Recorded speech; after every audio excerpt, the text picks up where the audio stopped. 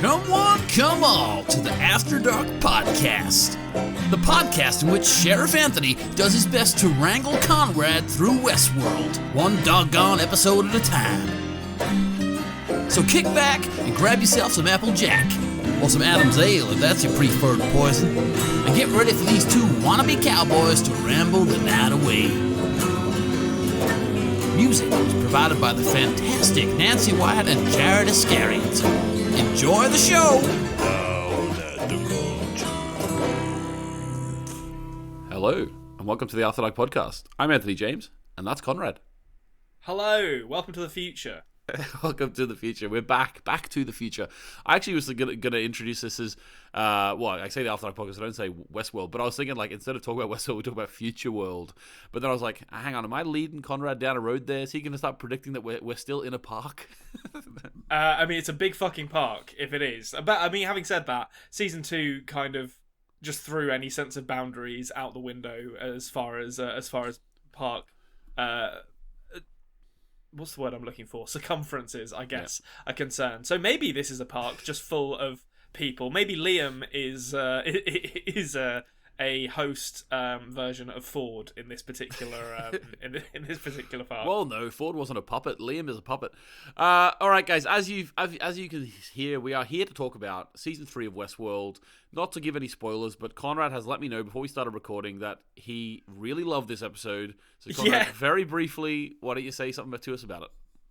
So I went into this episode and I was thinking, like, by the end of season 2, I was a bit like, okay, that was a mess. There was a lot of convoluted storylines. I didn't really feel like I was following much of that through the whole thing, and it was more, there were like individual really good episodes that were more sort of character focused that kind of kept it above water. And then this one, oh my word, it's like they were tapped into my brain nut and were like, what would Konrad like to see in this? And it's like, well, let's get some Vangelis sounding stuff in the score. Let's get some LA skyline with flying cars. Let's get some gig economy crime going on through an app. It's just like cyberpunk as far as the eye can see, and I was very, very into it. And also, the best thing about it is that it feels like they either I'm gonna be like charitable and say that they did it deliberately. One of the biggest problems with season 2, I think, and I said it at the end of the last season of After Dark, was that it was way too broad. I thought, like, they had way too many new characters, they had way too many storylines going on, and they didn't really do a good job of following or exploring any of them satisfyingly. Whereas in this one, it's like you've got 3 characters. You could probably say there's one timeline by the end of this episode. There might be 2, depending on how the Bernard stuff shakes out.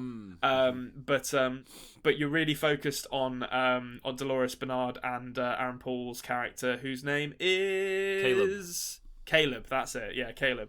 So they've really kind of focused it down, and I think that allows you to kind of breathe in the world that they've created, which I'm really, really looking forward to seeing more of. Yeah, I know, I agree 100% with you. It was a real breath of fresh air when I first saw it as well. It's kind of strange because, like, it feels like they've done their Westworld stuff now. Like, they've almost done their Westworld stuff, and now they're sort of doing their take on, like, a Blade Runner-esque, like, the birth of the of the host. You know, that's how I sort of feel about it. I think they were sort of they told their story in the Westworld, although Bernard seems to be going back, so we'll find more about that in future episodes. That's true. But it feels like they wanted to do something different, but they still wanted to tell the story of this, like, sort of evolution of this host people, I suppose you could say, this host people, something like that. Anyway, so that was that. So basically, like, the idea of the whole episode is that Dolores is setting out to find the architect of some data prediction algorithm thing called Rehoboam, and Bernard is on the run. I tried to spell that. I tried to spell it, and I was just like, I don't know how it's spelled. I've written it down multiple different ways in my notes. Give it a go. Go. Try. I've settled on Rehoboem. You're very close. Rehoboam. Rehoboam. Okay.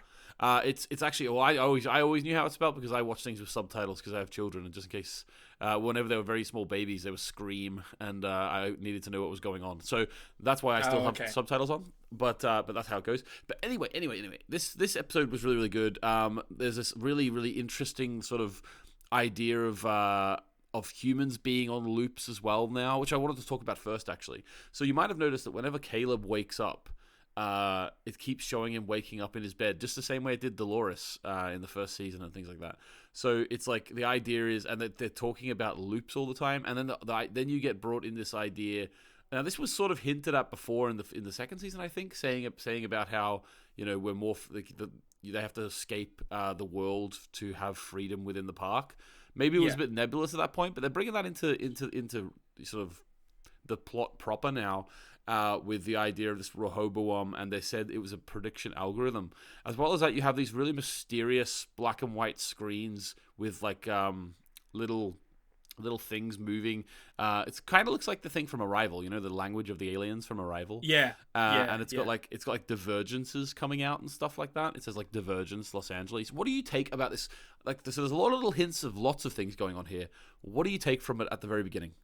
Well, at the very beginning, to be honest, I was just like, if I'm honest, I was just kind of like, I'm just going to treat this like a lovely hot tub. I'm just going to immerse myself in it. I'm not going to think too much about anything that's happening. I'm just going to let it wash over me.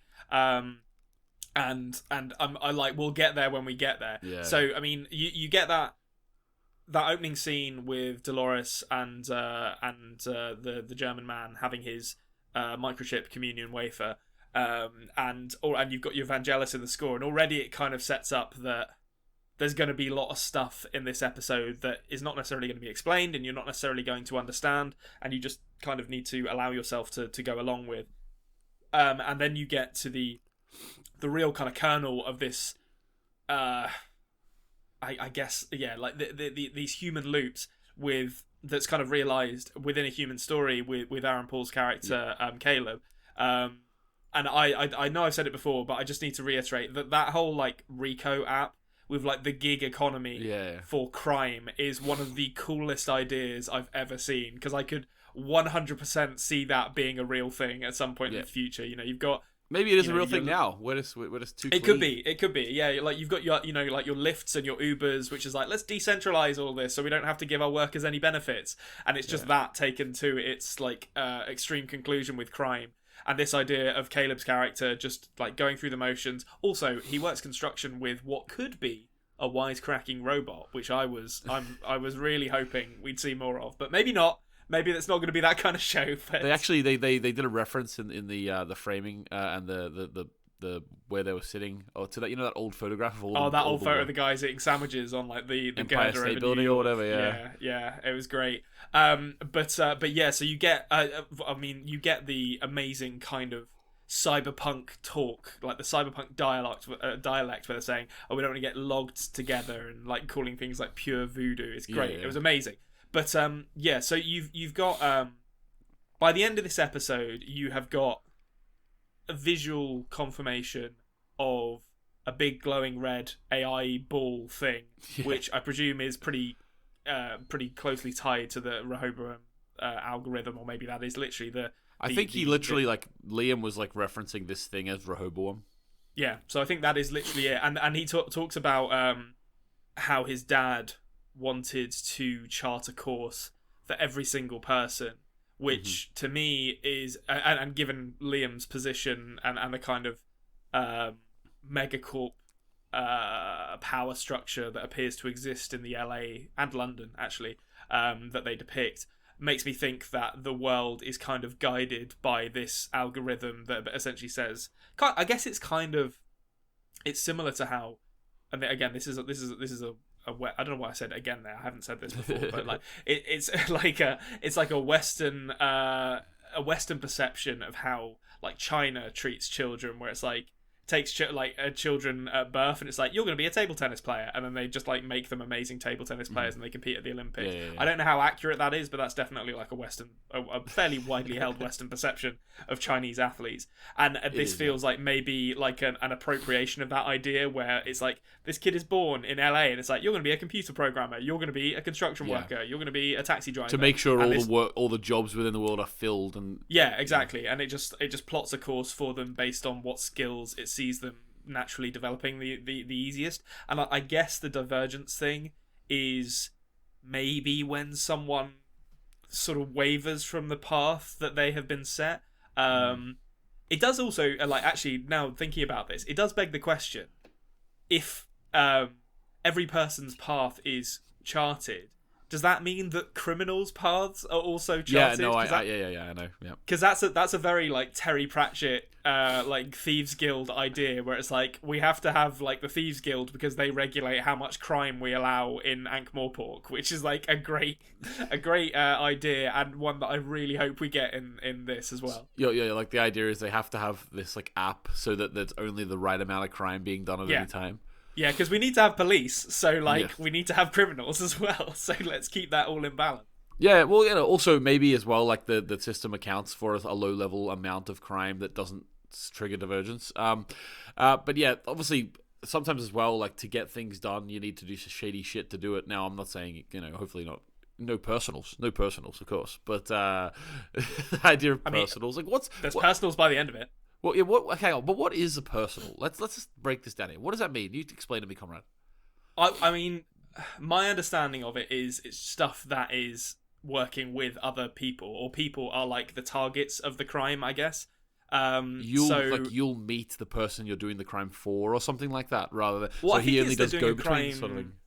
I think it's they're doing so I didn't fully understand what they were actually doing with the person who like overdosed on that drug at the end, because he was like, I'll take him to a hospital. So I think the idea is that they're sort of treating him and then getting him back to where he should be, like, sort of as a recovery mission, But I didn't fully understand. I know they said like, oh, we don't want the hospitals or like the state involved in this, which because he was really rich and powerful, and they didn't want the image of him to be ruined.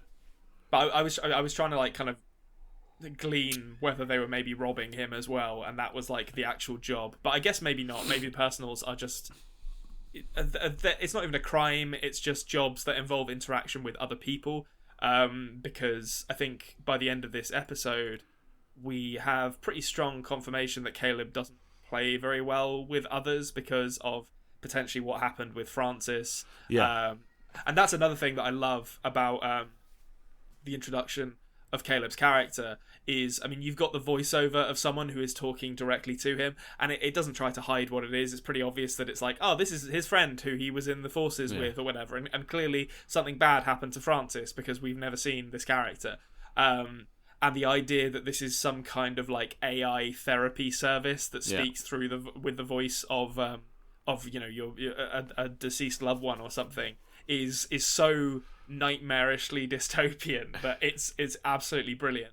But that also confirms, I think, that Caleb, his position coming into where he is at the end of this episode, when he is reunited with, or not reunited, where he meets Dolores and is clearly going to be forced to try and form a relationship with her of some kind through circumstances. It's like a classic setup, he doesn't play well with others, but oh no, he's got to care for this injured woman. Let's see what happens. No, exactly what you mean. I like the way this first episode sort of just kind of focused. We'll talk about the subplots as well, but kind of focused on these two's path into meeting each other. I think that this is a really interesting place to jump into the show. Like, I think you could actually start watching here and like it could just view it as a new show. It felt like a pilot to me in a way. At the very beginning, the way it started, I will say I will give them props for finally actually changing a writing decision from a previous season and doing it again, but doing it better. So, for example, in the season 2, do you remember whenever the actress Tallulah, I can't remember her name, went into the big server room, and then the military guy who was with her, fell for her seductive ways, and we were just like, "What are you doing, mate? Like, this is ridiculous. Like, why is she able to? She's a robot." And I just I love the fact that when she stranger, even though she's a really good looking woman, appeared half naked at this guy's door in the middle of the night, he wasn't like, ooga, he wasn't like, he wasn't like that. He was just like, what the fuck are you doing here? And they made the right decision. Like, you wouldn't act just because she's good looking. You wouldn't be like, come on in, my dear. Like, they treat, like, that last season treated every attractive female host or every attractive woman like Poison Ivy in Batman, where they like emit a pheromone that makes men fall at their feet. It's like, that's not how it works, guys. It's so fucking weird. Like, this so guy okay, yeah. I've got a question for you then. Talking about changing writing decisions, this is not necessarily them changing something. It's just questions I had coming out of this episode. Yeah. But so there's a few things. So in that opening with the German man Jerry, who seemed like a real piece of work. To be honest, I'm not that sad that he bashed his head in. He was stupid as fuck. Like, let's be honest. When he killed himself, I was like, what a waste. What a waste of human life. Yeah, just an absolute joke of him. Okay, so Dolores describes herself in that scene as the last of her kind, which implies that she doesn't remember Bernard and Charlotte because they're her kind as well. Well, I think that, remember, the idea is we don't really know. We were thinking at the start of at the end of last season that Charlotte must be like a version of her. Yeah. So like Charlotte would come into the conversation. The only one, so I think she would view Charlotte as herself. Like, the only one that comes into conversation for me is Bernard. Having said that, is Bernard different to her because Bernard was created to be exactly like a living human? So does she mean she's the last of her type, as in that she is in theory a created from the ground up host? Yeah, unique personality. But having said that, like, I'm assuming we're going to see Maeve again. Like, I don't know why she. Maybe we'll get into Maeve. Yeah, maybe she's just full on supremacist now. Maybe. Yeah. So okay, there's that, and then there's Charlotte, presumably host Charlotte. I've got no reason to believe that human Charlotte has somehow come back to life from being shot in the head in the second season. I wouldn't put it past this show to just be like, I don't know. She's back. They've got the Bernie wands. Timeline they can put that on their head. Timeline trickery. That actually happened 20 years in the future. So there is a great scene. Okay, I'm going to keep going on about this because I feel like I've ragged on Westworld when it's bad, so I need to be very, very effusive with my praise when it deserves it. So you go from the Aaron Paul crime gig economy stuff to the Delos offices that are like these palatial, amazing looking offices. Like I'm not normally one to fawn over establishing shots of pretty buildings because it's like whatever, I don't care. But it looks amazing, the Delos offices. You've got like the hover jets, and then you get that board meeting where it's revealed that there's like an AI proxy operating for some unnamed board member, which is just great. I just love that there's like an AI. I know it's an unnamed board member. I assumed that was William's seat. I've only seen this season once. And I watched it like 1 week at a time when it was coming out on TV. So there are parts, guys, listeners, that I don't remember. So I'm not going to be as good as I have been in like Dark and the OA and stuff in terms of being the one who's already seen it. I can't remember everything, but I'm still going to be no spoilery because obviously Konrad hasn't seen it at all, and I know kind of what's happening. But I assume watching this again, this is a detail which I can't quite remember. I assume that was William's seat, which brings into question. I would assume it is. Brings into question a few things. Like, I don't view this. This is the thing. Okay. This building was obviously unbelievable. It was great. I love this as the headquarters of Delos. Having said that, I don't think this is something that William would have designed or William would have approved. Maybe it's like him keeping his Man in Black persona completely separate from his William. But this doesn't seem like somewhere where William would go to work to me. Well, he's like me. It's been established that he's like a philanthropist in the real world. Yeah. So maybe he outwardly presents this palatial utopian office, and then inside he would actually prefer it to be like this kind of very, very rudimentary, like brutalist structure, just a concrete block full of like cubicles for people to work in or something. But I do know what you mean. It feels very flowery for if they go to his office, it's literally like it's got swing doors on it, like saloon doors. Yeah. Just straw on the floor. On saloon inside his office. Yeah. And just like thousands of pictures of Dolores just everywhere. But okay, so I mean that bit is amazing. I love the AI proxy operating for presumably William. I think that's a great little touch. But the thing that struck me in this is that Charlotte is actively hunting for Bernard by the sounds of things in that board meeting. Like she met, which given where we see them at the end of the season 2, is the only thing that makes me think, oh, maybe the Bernard stuff is happening at a different timeline or something, because he is in some kind of sort of worker commune or something. Meat packing or something. Yeah, but it's it's got I mean, you know, I've talked about the setting for the Aaron Paul stuff and the setting, or the Caleb stuff and the Charlotte stuff. So I have to talk about the Bernard stuff as well, which is one of my favorite things in sci-fi, and it reminds me. Did you ever see Love, Death and Robots? No, I didn't. The Netflix series. You should watch that. It's a good show. Okay. It's basically like very short animated kind of one shots by different animation studios that are all kind of cyberpunky. Cool.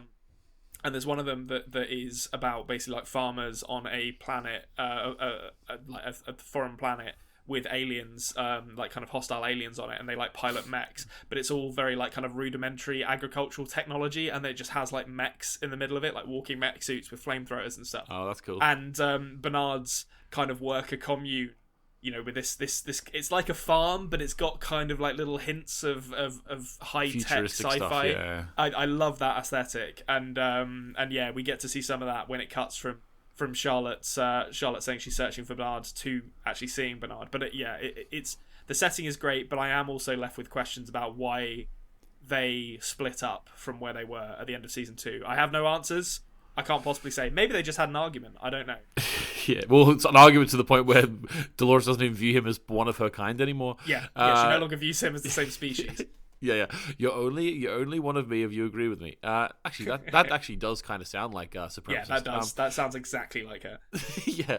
Okay. Oh, yeah. But before we get Dolores' storyline is really interesting. Like, she's like sort of undercover as like this woman called Lara, and she's getting in with this guy called Liam, who's like sort of the son of the guy who created the Rehoboam system, and she's Insight. Yeah. Now, there's a lot of stuff that goes on here. It's really sort of like spy kind of, you know, she's connected to some network. She's connected to the internet in her brain, and she's saying things like, "Book me a room in this building, lease secured. Zoom in there." You know, she's actually really turned into a proper robot, and I think it's really, really cool. There was also an appearance of you know, the woman who can I don't know, see your dreams or something in Guardians of the Galaxy. What's her name again? I don't know. But anyway, she's was she in it? I don't remember her. Yeah, the blonde woman who's talking to Liam in place of someone called Serac or whatever. Oh, was that? I didn't know. It's because they changed the hair color, and she doesn't have the like. Yeah, I think she actually does have like a face mask and stuff on in that role too, because she's literally like looks like a bug, you know. But yeah, I mean that now you say it. That it was unreasonable of me to assume that that's just what she looked like in real life, because that was clearly makeup. Yeah. But what do you think about this whole Dolores is a real robot now with spy capabilities and all this sort of stuff?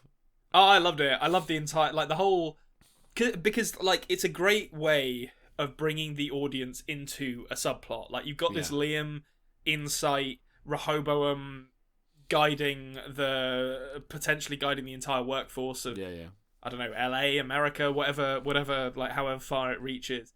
Well, it had the divergence thing, and that said London. So. Oh yeah, of course, yeah. So they go to London as well. So Insight clearly have. I recognise that as the South Bank. Just like to say, as a Londoner, I was but they didn't put a shot of Big Ben in. I would have loved to see are we futuristic Big Ben. Yeah. You need to have a plane and then dun dun dun dun. Oh no, wait, that's the French national anthem. That's awful. Like dun dun dun dun dun dun. I'll never be forgiven. Well, you don't live in England anymore, so it's all right. They're not going to. That's true. Yeah, I've left that life behind. But yes, I recognise it as the South Bank in London because I'm a true blue Londoner. Yes, so that I mean, Insight operates in London as well.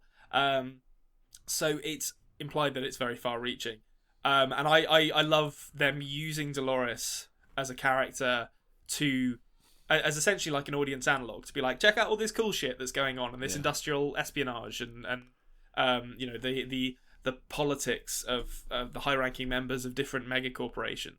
I think that stuff's all fascinating, and I loved. It's just so compelling. It's so compelling watching her go through it, and it's what I'm not going to say it's what they should have done in season 2 because they had totally different intentions for Dolores' character. Yeah. But I think if they're not going to do any kind of meaningful development with Dolores' character, which they didn't really in season 2, she kind of started as a fairly... I guess you'd say she was the antagonist of season 2 to a certain extent. Kind of. She started as the antagonist. She pretty much stayed the same way throughout the entire season, apart from a couple of conversations she had with like her dad and Bernard. Yeah. And if they're going to keep with that sort of consistency of her characterization in season 3, then at least use her as an analog to show us other new things to keep it interesting. And I loved it.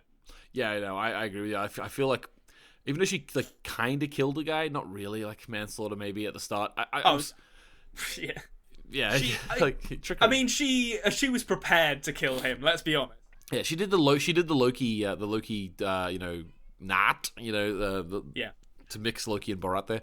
But basically, I really enjoyed her in this, and I feel like I'm on her side again. You know what I mean? Even though maybe we don't really know what her intentions are, we don't really know what she's trying to do, but we're sort of on her side because we're in this strange new world where, and I am fighting for her, and I said that to you at the end of the last season as well. Actually, it was a bit strange because going from the antagonist into being on her side again, it is a bit weird. But I'm sort of, as I rewatch the season, I'm remembering that that she is actually maybe my favorite character. Like it's very rarely that you get a TV show where my favorite character might be the main character. Like and I think Westworld, there's a lot of good characters in Westworld, but I think Dolores might be my favorite. I think Dolores is great, yeah. And I think like that's kind of another one of my problems, I guess, with season 2 is that I think the idea of making Dolores an antagonist was like fundamentally misguided, because even though she was like, I want to bring down all humans, I was still coming to her character being like, well, I mean, she's been treated like absolute shit by humans, so I kind of don't blame her really, even though like it, I was never rooting against her. So I think it's a really smart turn for the character to be like, you know what, let's put her in, she doesn't like humans, that's fine. Let's put her in opposition to some really shitty corpo type humans, like what's his name, Tommy Flanagan, the Scottish actor who plays Martin, who is just a great bastard in everything that he plays. And he's sticking around. Thankfully, he's sticking around. Oh, I was so happy to see him come back. But I mean, just to briefly mention that scene where after he rumbles her as not who she claims to be and takes her out to. I didn't really understand what the plan was with her. They sort of pumped her full of some kind of sedative, and then or poison, I think it actually was, because they were they put drugs to try and kill her, I think, and then it just didn't work. It just didn't work. But the way they shot that action scene with the rear view camera for the car reversing, and common people playing, amazing. Yeah, and common people. Yeah, that was so good. And then it just ends with the dude like stumbling in the background, like bleeding from the neck, and then like coming towards the camera as Dolores runs him over. I was like, it's great. That's a great action sequence. I thought it was really good. I will say as well, I didn't meet my wife Emma in St. Martin's College, like the song Common People says, but she did go to St. Martin's College, and that's why every time I listen to the song, I'm like, there it is. St. Martin's in the Fields? Is that the college this is a bit old now. Central St. Martin's, the art college in London. That's where Emma went. But yes, it's very, very, very cool. I love like the idea now that we can have any song. We don't have to have it on like a janky old piano playing, Common People. We can just have Common People. There will, based on what happens at the end of this episode with Maeve, though, there is 100% going to be like an old gramophone playing, like on like a little, like broken needle recording, playing something like, I don't know, Mr. Brightside by the Killers or something, but like a ragtime version of it while the Nazis march through Italy. Oh god, that's hilarious. Okay, so there was a few more things I want to talk about here. A few more things, like so we've covered most of it, I think, or most of the main plot points. But there was one thing I want to talk about, and that is the world building. So okay. We've talked a lot about retrospective world building in season 2 with the brain nuts and the socket where the brain nuts can go into the into the tablets and all, which weren't there in season 1. Now, obviously, we're in a completely different location, so it's pretty easy to sort of meld everything together in your own mind. I don't get too annoyed by much, but I will say there's a few things which I'm questioning and think that they did, like, are kind of making up the world as they go along, which, I'm not going to blame them for it, but I want to point them out. The first thing is that the little I don't know why everyone in this world is chowing down on the body of Christ all the time. There's little Eucharist wafers. What are those things? Are they like?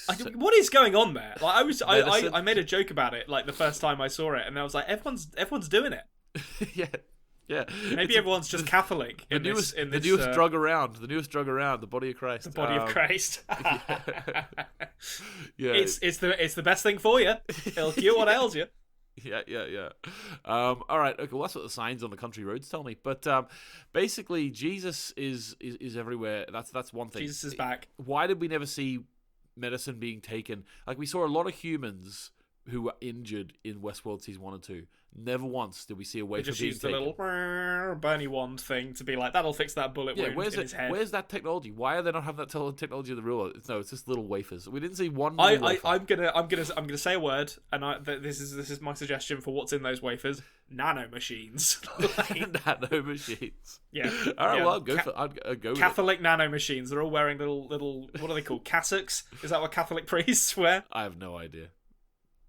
Oh yeah, no, cassock. Cassock is some sort of religious garb. Yeah, I don't know whether it's Catholic or Christian in general. Anyway, it doesn't matter. This is not the place to come for religious dialogue. Now the question is actually, this is actually a good question. Is it Christian in general, or is it specifically Catholic? Because if it was Christian in general, then that is just the wafer in place of the body of God. But if it's a Catholic religion, as we all know, it is literally the body of God. So is this? I'm about to blow your mind here. Okay. Body of Christ, sorry, not body of God. Yeah, it's the body of Christ. What if they're all Catholic and they are actually ingesting bits of the Rehoboam machine, and that's the body of God? Oh, it's a metaphor. So yeah, okay, gotcha. Okay, yeah, blown wide open. I've blown this whole thing wide open.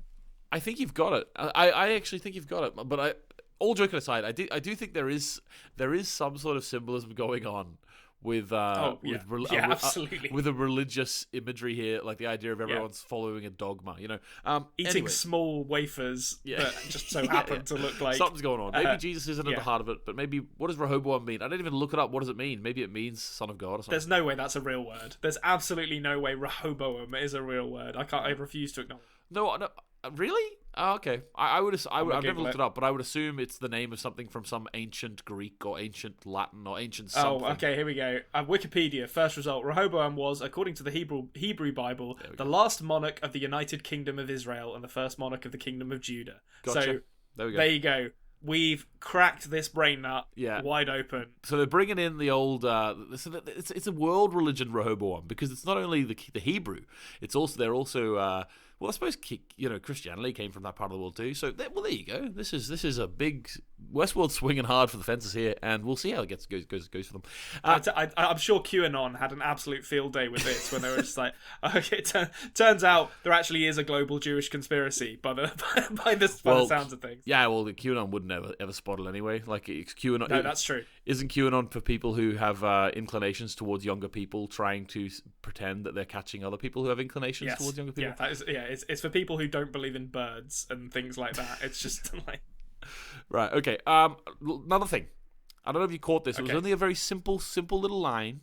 But the idea is that Caleb has had his implant removed. Did you catch that?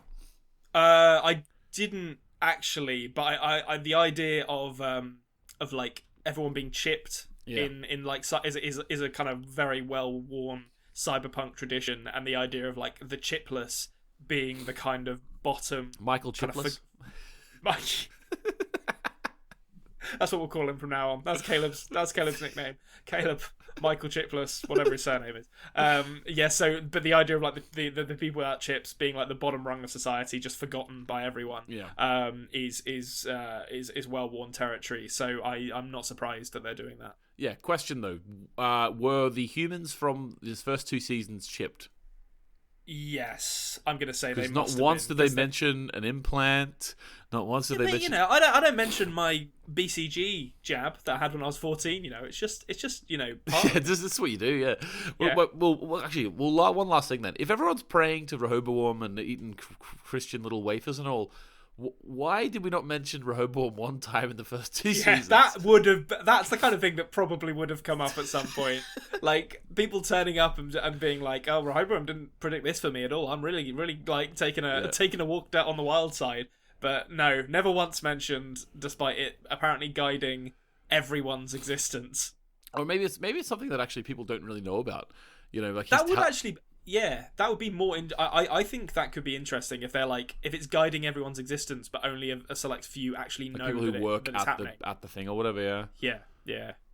Because it's like, you know how I don't know, use Facebook as an example. Like the idea that like social media and particularly stuff like Facebook kind of tacitly, or not tacitly is not the right word, but like subconsciously guides people's political and social opinions by only showing them certain things that either confirm or another way like agree with what they already think. And that's kind of what Rehoboam is maybe doing, just being like, hey, maybe you want to go to pilot school, and sending people down that path. Yeah, well, we've talked about it before. Like, I don't know why, but there was a woman who was making some sort of bit of furniture. It was months and months ago now. I can't remember what, but I watch a lot of carpentry videos, and this woman was making it, and it just so happened that on the thumbnail she was wearing yoga pants, and YouTube has recognized that I want to see lots of yoga pants now rather than the carpentry. So it has a hierarchy of what it chooses. So it took me a long time to clear my feed of all that sort of thing. But it's similar to her Rehoboam. Rehoboam, right? So that's where it comes from. But just primary school jokes. But yeah, I think it probably. It's interesting you mentioned Facebook there, because I actually thought in season 2, way back whenever they were doing like the collecting of the data of everyone, I think they are making a statement on social media companies, and maybe that's what they're doing here too. They're making. I mean, Liam is 100% a Zuckerberg. Like he's just like he's like a kind of young San Francisco tech billionaire who seems fine but probably actually isn't in the grand scheme of things. Yeah, Zuckerberg's son. So his dad would have been Zuckerberg because his dad created the thing. Yeah, I guess so. Yeah. Yeah. Well, anyway, there we go. Anything more you wanted to talk about, Konrad? This episode was obviously great. We got to talk about the Maeve stuff very quickly, like the stinger with Maeve. I didn't see that at all. Oh, okay. So there's a post. It's not actually post credits. So, yeah. It's a mid-credit sequence. Like, I was literally getting ready to turn the episode off, because normally I don't watch the credits because there's not anything in them. But about halfway through the credits, Maeve wakes up looking like Agent, what's her name, Peggy Smith from the Marvel stuff. Peggy Carter, that's it. Yeah, of course, Agent Carter. With the, she's got the hair, the roller hair thing.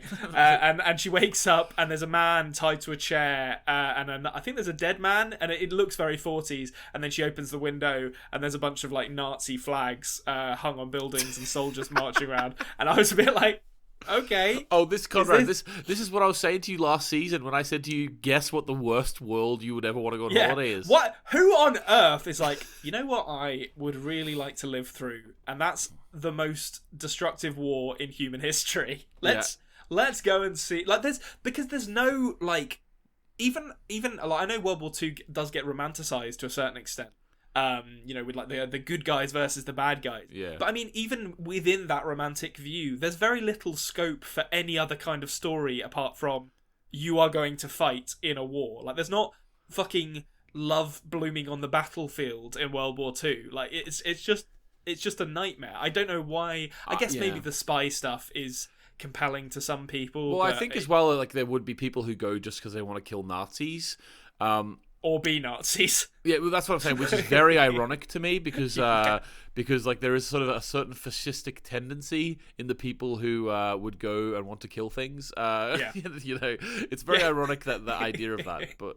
It's like, have you ever seen that episode of Peep Show where Mark makes friends with a guy who's a reenactor, and they're dressed up as German soldiers, and his friend is like, basically a secret. It turns out that his friend is racist by the end of the episode, but he's like dropping in little hints throughout the episode, and one of them is they're reenacting, and they're dressed as German soldiers, and his friend insists on doing the Sieg Heil, and is then told off by one of the other reenactors, being like, you're not supposed to do that.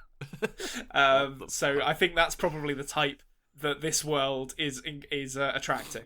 Oh yeah, 100%. Like, I would say this is going to attract a lot of people who are from certain websites going, it's just jokes, man. It's just jokes. We're just laughing about it, guys. It's not. They go and they torture Jews for 2 weeks in this war world, and then they go home and say, yeah, I killed so many Nazis. Like, it's just jokes, man. Yeah. They just hide what they did, Yeah, it seems. I don't think it would be that fun. It's all I'm gonna say. I don't think the war world would be that great. And I also think, in terms of, I know, money isn't really an issue for Delos, but in terms of the budget it would cost to run it, like a cowboy world with, a person on horseback or a little camp every 200 meters or whatever, that's one thing. A literal war with millions of people on either side and, like, constant artillery barrages is like, they had to ask for permission to set off a single stick of fucking dynamite to blow open a jail cell in season 1. How on earth are they getting permission for an artillery barrage in this? Well, it's in Italy, Nazi occupied Italy, so I don't know how much, and it's already occupied, so I don't know how much actual proper frontline fighting. Oh, okay. They're not going to do like Monte Casino or something. Yeah, having said that, we're doing a full offensive. Yeah, I don't think they're going to be able to do that. But what I will say as well, this is like sort of, I think that also the romantic idea of like killing Hitler, right? I think like the people who like, I'm going to kill Hitler, I think that would be really unhealthy for society. The idea of someone actually going and physically like having to fight and kill. Imagine being the type of person who thinks to themselves, I want to prove to myself that I could have saved all of those people who died. I want to prove to myself that I could have been the hero. I think that's actually a really unhealthy attitude. Yeah, it is, and it fundamentally like misunderstands like the causes of World War II and the things that perpetuated it. But also, if you think about that logically, if that was one of the selling points, like be the guy who killed Hitler, only one person can kill Hitler on one loop, 1 week or whatever before he cycles back in. So it's going to be like in the bad old days of World of Warcraft, when you get people like queuing up for the mining resource nodes because only one person can use it at a time. So you'd have people booking like years in advance, being like, "When's the next Hitler rotation? I need to get in there. That needs to be me." Yeah, you're right. I just don't. You know what? The only world I would actually think would be brilliant and actually help our society. What's that? Like a hunting world. It's like you go there, don't kill real animals. Go and hunt in this. It's like a video game, but it's like, just make these with things, It's kind of like duck shooting. Not a fantasy? That would be great. But also just like a fantasy world. Like, have them with fucking dragons or something. Like, you're literally limited by the scope of your imagination here, and all you can come up with is cowboys, samurai, World War II. It's like, come on, guys. Like, someone read Lord of the Rings. Like, do that. Have that world. Why don't they have like Atlantis or something? That'd be so good. Well, okay. We'll write in for next season for Kevin Nolan and Lisa Joy. Is that his first name? Jonathan Nolan. Don't know where I got Kevin. Seems like a Kevin. We'll write in and be like, please do Atlantis for the next season of Westworld. Can you imagine? Right, okay. Well, thanks very much, guys. We are here. If you want to ask us any questions or get any theories from Konrad, if Konrad missed anything that you think he could theorize about, let us know. And we will be back next week, hopefully on time. Sorry about the delays and stuff. We've got issues all over the place. Konrad being sick, my computer being an idiot, and all this sort of stuff. So thanks very much, and we'll catch you next week. Goodbye. Goodbye.